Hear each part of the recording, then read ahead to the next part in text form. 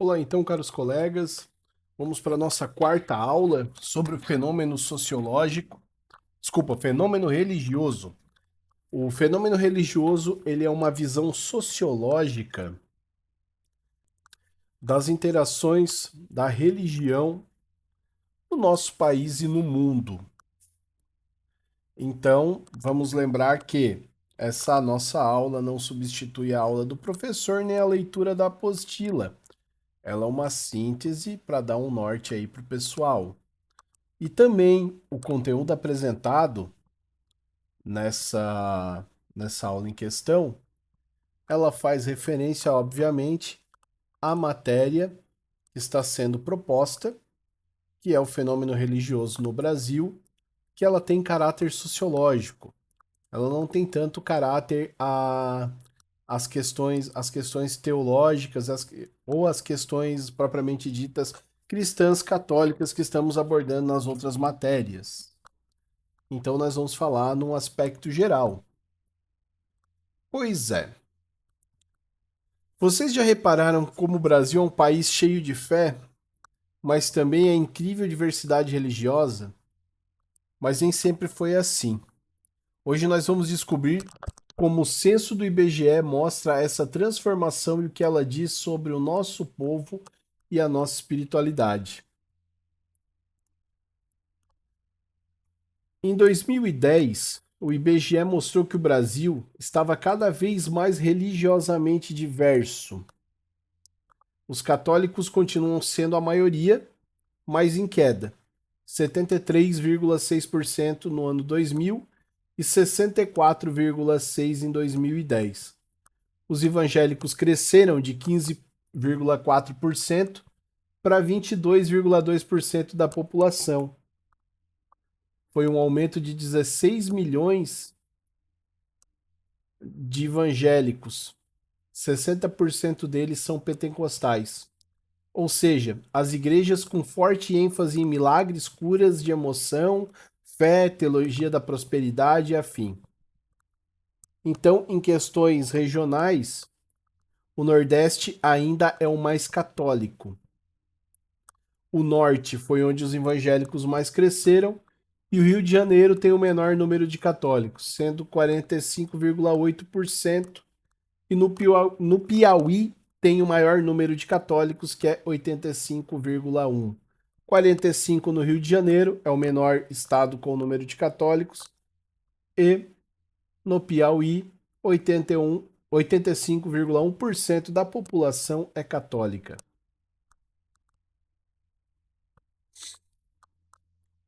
Já nós temos aí o pessoal das outras religiões ou sem religiões. Então nós vamos ser os espíritas, que eles crescem de 1,3% para 2%, concentrados no Sudeste, tem em média melhor escolaridade e renda. Então o pessoal hoje com a melhor escolaridade e renda entre os praticantes de religião no Brasil, não necessariamente nessa ordem, são os espíritas. Eles aí somam 2% da população. E os sem religiões têm aumentado de 7,3% para 8% da população. Já as religiões afro-brasileiras, a Umbanda, o Candomblé, eles mantiveram estáveis em 0,3%. Daí é traçado um perfil social, na qual os católicos e sem religião são mais homens. Geralmente os homens são mais ateus, ou se não, não tem nenhuma religião. Os evangélicos têm mais jovens, então a juventude está procurando muito as religiões de matrizes protestantes, e os espíritas são, em gerais, pessoas mais velhas, brancas e com nível superior.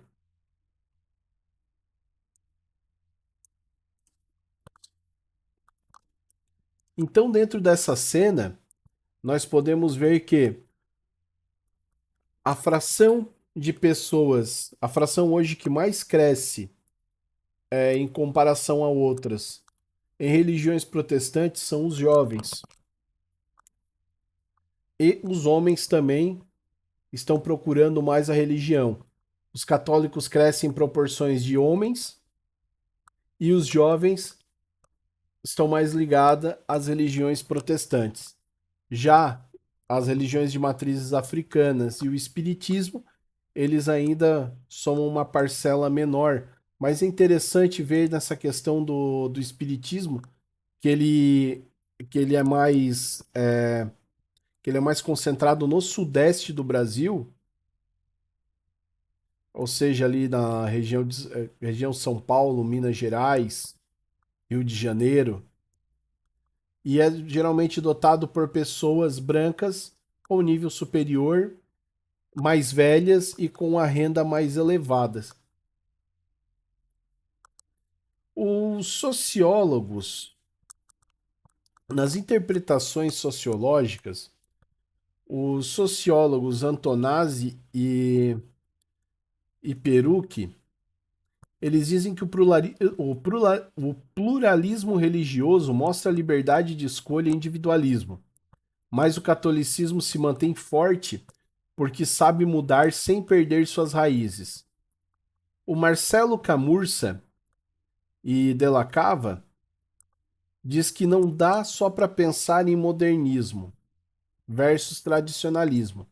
Por exemplo, no Rio de Janeiro os protestantes crescem tanto no lado urbano quanto na Rondônia rural, mostrando que é um fenômeno nacional. Então não tem como a gente fazer um comparativo do crescimento religioso entre protestantes e católicos ou outras religiões nessa questão do modernismo versus o tradicionalismo, porque elas crescem tanto nas zonas urbanas quanto nas zonas rurais, a, até nos opostos do Brasil.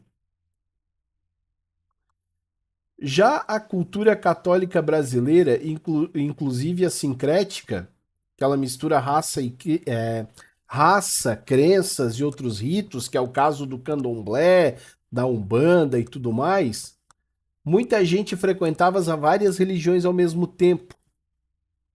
Elas não têm ligação com nenhuma instituição, mas criam uma religião invisível, onde as pessoas são pessoas, digamos assim, que elas têm singularidades espirituais.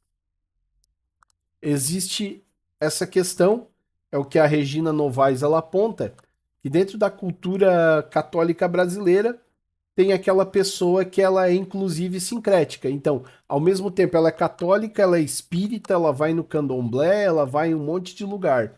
Isso enaltece mais essa dificuldade de ponderar no fenômeno religioso qual, qual é o ponto determinante da religião dessa pessoa, dentro do aspecto sociológico. E o Peru que ainda vai dizer que, apesar da diversidade, o Brasil ainda continua sendo majoritariamente cristão. A diversidade é muitas vezes uma variação dentro do mesmo campo, do monoteísmo cristão. Então, dentro de todas as formas de religião que nós temos aqui, o que nós temos ainda predominância, que é algo que a sociologia bate muito nisso, é que nós somos predominantemente cristãos. Dentro de toda a esfera monoteísta, o brasileiro em si, ele ainda é um povo cristão. Mesmo ele tendo esses apelos para o sincretismo, para o espiritismo ou para outras religiões, mas o berço, a vontade singular aí ainda é a cristã. O catolicismo no Brasil contemporâneo, que é o nosso tópico 4, ele vai dizer que mesmo com menos católicos no total, há um reacender da fé entre os que permanecem. Nos anos 80, só 17% iam à missa toda semana. Em 1999, esse número subiu para 30%. Isso mostra que houve uma renovação espiritual, principalmente com a renovação carismática católica, a RCC. E os carismáticos, eles cresceram de 3,8% para 12,6% da população católica. é um grupo que usa música, emoção, mídia para atrair fiéis, que é uma questão renovação muito importante, que ela trouxe a questão da Eucaristia e de um Deus feliz, de um Deus que ele te quer, que você volte a ele, volte para casa, esteja com ele, de maneira a não fazer distinções. Isso acabou trazendo muita gente para a igreja de volta. E com isso, transformou mais ainda a pluralidade dentro da Igreja Católica. O catolicismo ele nunca foi um bloco único.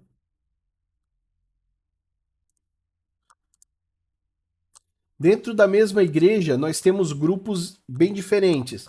Por exemplo, nós temos as SEBs, as Santas Missões Populares, e tem também a Teologia da Libertação, que é o engajamento social, tem a Renovação Carismática, que é a oração e emoção, e tem os movimentos tradicionais e conservadores. E ainda os católicos de todas as posições políticas e estilos de vida. Isso mostra que o catolicismo ele se adapta à modernidade, abrindo diálogo, mas também ele enfrenta tensões internas, obviamente. Tem muitas tensões internas, porque existe o tradicional e os carismáticos, e ainda vai, além do tradicional e os carismáticos, ainda existem outras doutrinas dentro da Igreja Católica que vão em rota de colisão com o marxismo, que infelizmente, apesar de estar fazendo a parte social da igreja, está pondo uma questão que a igreja em si nunca aprovou, que é, obviamente, o marxismo.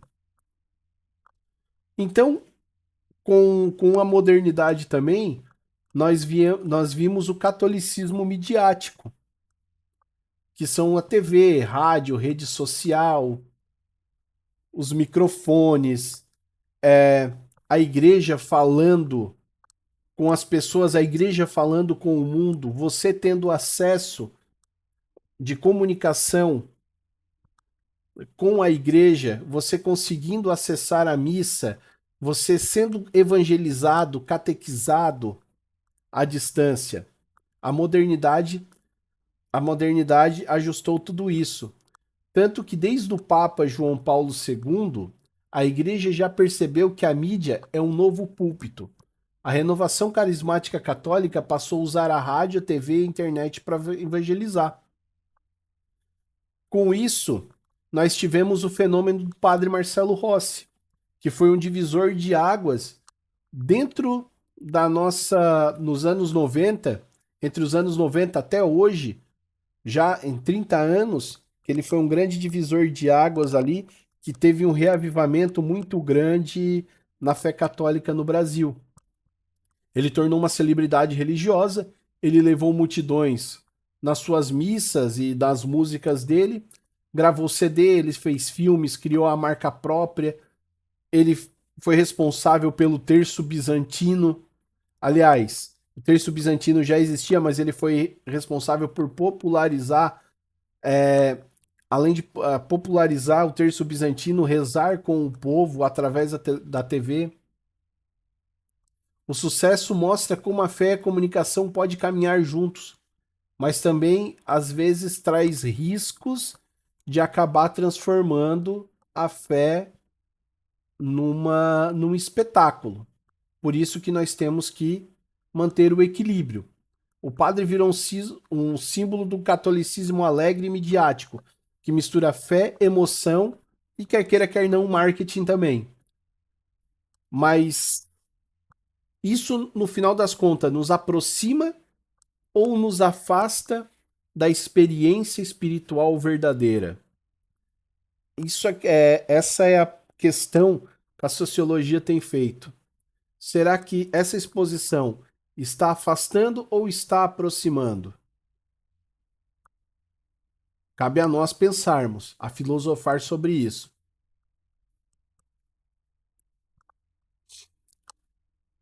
A sociologia, aliás, a socióloga Brenda Carranza fala que essa fase da igreja é uma terceira onda de recatolização, uma tentativa de reconquistar espaço num país cada vez mais plural. Esse novo catolicismo usa as mesmas armas da mídia moderna para competir com a atenção, mas também ela enfrenta crítica interna, semelhança com os neopentecostais que já dominavam esses estilos performáticos. Hoje existe essa briga sociológica em querer dizer que o novo catolicismo, ou a terceira onda de recatolização, novo catolicismo, pessoal, é um nome genérico que eles deram. E nova onda de recatolização. Na verdade, a Igreja Católica é e sempre será a mesma Igreja Católica. Os sociólogos, eles podem pôr nomes para dizer, eles podem colocar outros nomes para, para querer dizer, definir o que está acontecendo no cenário atual, só porque a igreja continua sendo ela mesma. Claro que antes nós víamos muito mais o cenário na evangelização, os protestantes fazerem uso dos meios midiáticos. Nós, católicos, fomos despontar com o uso dos meios midiáticos a partir dos anos 90, que daí surgiu a Rede Vida, Canção Nova, depois TV Século XXI, TV Aparecida, TV Evangelizar. E com o advento da internet, obviamente, tudo migrou para esse cenário da internet. Então hoje a evangelização está sendo cotada ali. Então nós somos um grande país, e um país de fé, mas também de mudanças. As religiões, elas se reinventam, se misturam e continuam buscando sentido em meio à vida moderna. Entender esse fenômeno é entender o próprio coração do povo brasileiro. Nessa aula, o professor ele quis mostrar como o IBGE, como o censo, está encarando a divisão da religião no país por população e falando como a religião também se reinventou. A minha opinião pessoal é: vocês leiam a apostila, mas vocês tenham que entender, saber separar o católico, estar lendo ele, saber separar o que é o dado para anotação científica e o que é a sua verdadeira prática religiosa. Essa apostila, esse estudo, ele não está ali querendo que você referencie ou altere a sua prática religiosa. Ele está apenas mostrando dados sobre as alterações religiosas no Brasil, sobre a quantidade de brasileiros que praticam determinada religião e como esse fenômeno, ao passar do tempo, esse fenômeno religioso no Brasil, mesmo com mudanças, com alterações, como a religião foi se reinventando e se adaptando aos novos métodos midiáticos.